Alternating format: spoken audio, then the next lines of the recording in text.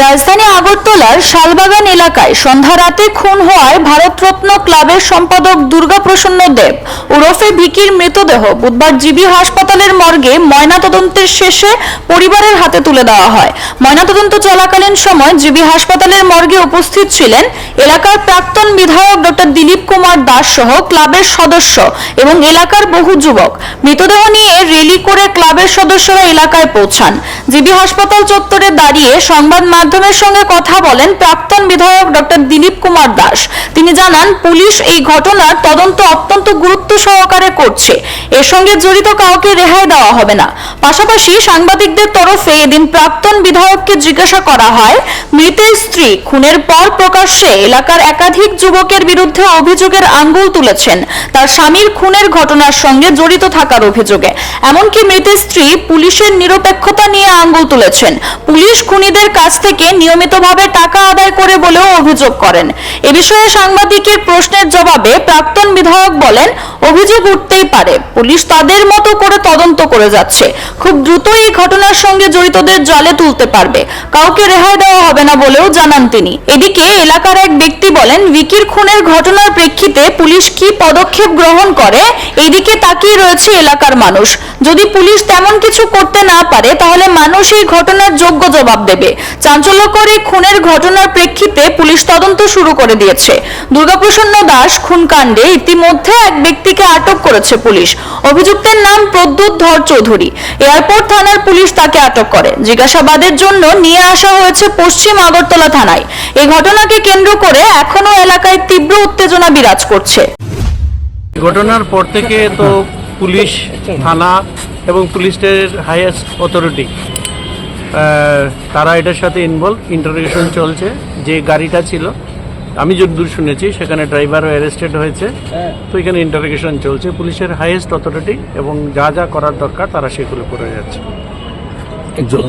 যতদূর খবর, মানে যার বিরুদ্ধে অভিযোগ রয়েছে এখন অবধি কোনো ওনার টিকিট লাগলো পায়নি বলে পুলিশ। না, যার বিরুদ্ধে অভিযোগ এটাও আমি জানি না, কারণ এটা তো পুলিশের নিজস্ব ব্যাপার। তারা দেখবে কোথায় কার বিরুদ্ধে মানে অভিযোগ আছে, তাদের সুমোটো কেস নিয়েছে, এফআইআর হয়েছে, ওইগুলো ডিটেলস জানা।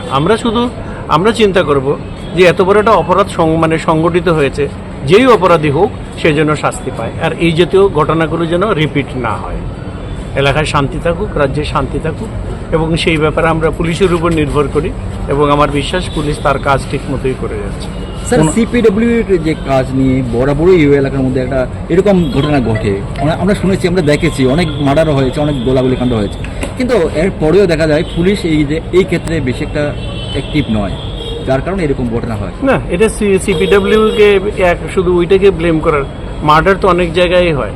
তো সুতরাং মার্ডারের যে কারণটা কি সেটা বিভিন্ন ক্ষেত্রে বিভিন্ন রকম হয়। তো সেখানে যেটা আছে, এই ঘটনার সাথে সিপিডব্লিউ যে জড়িত অন্য কোনো ব্যাপার না, এটা কে বলবো? এটা অত স্পেসিফিক্যালি এইভাবে ইন্ডিকেট করা খুব কঠিন। ওনার স্ত্রীকে দেখা গেল গতকালকে রাত্রিবেলা কয়েকজনের নামে অভিযোগ করেছে এবং পুলিশের বিরুদ্ধে উনি আঙ্গুল তুলেছে।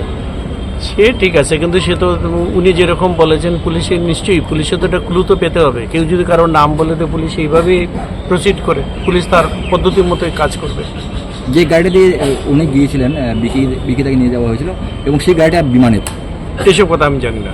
গাড়ি একটা আছে, সেখানে গাড়ির ড্রাইভার যে আছে, গাড়ি শুধু সেটা পুলিশ অ্যারেস্ট করেছে। কে মালিক বা কে এটা ভাড়াটে গাড়ি কেনা গেছে, মোডাস অপারেন্ডি কি, সেটা পুলিশ দেবে। পুলিশ তো গাড়ি তো নিজেই গিয়ে ধরা দিয়েছে থানাতে, গাড়ি নিয়ে ড্রাইভার। এটা এই ধরনের যে অপরাধের যে সমস্ত কার্যপ্রণালী হয়, পুলিশ নিশ্চয়ই সেই ব্যাপারে এক্সপার্ট, তারাই সেটা দেখবে। আচ্ছা, কয়টা গুলি করা হয়েছে এবং সবগুলি গুলি কি উদ্ধার করা হয়েছে এখন?